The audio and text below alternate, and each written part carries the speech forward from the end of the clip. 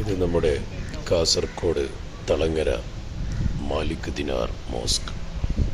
Welcome. നബി K സഹാബാ സെ ഉൽഫത് മഹാബത്ത് के जो सिलसिले कभी कम न. മാലിക് ദിനാർ പള്ളിയാണ് പ്രവാചകന്റെ കാലഘട്ടത്തിൽ സ്ഥാപിതമായത്.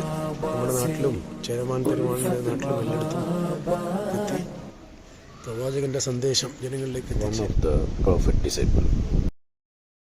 പുതിയ കാലഘട്ടത്തിൻ്റെ നിർമ്മിതിയെ അപേക്ഷിച്ച് പഴയ മരങ്ങൾ ഉപയോഗിച്ചുകൊണ്ടുള്ള ആ നിർമ്മിതി എത്രമാത്രം മനോഹരമായിരിക്കും എന്നുള്ള ഒരു മാറ്റം നമുക്കിതിലൂടെ ദർശിക്കാം.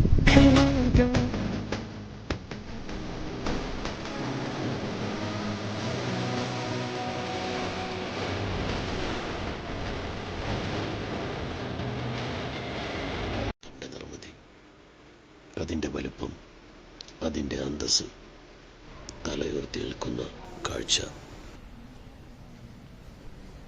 ആ അഭിജാത്യം, ആ അന്തസ്സ്, പഴയകാല തച്ചുശാസ്ത്രവും പരമ്പരാഗത വാസ്തുവും ഉപയോഗിച്ചുകൊണ്ടുള്ള മനോഹരമായ നിർമ്മിതി.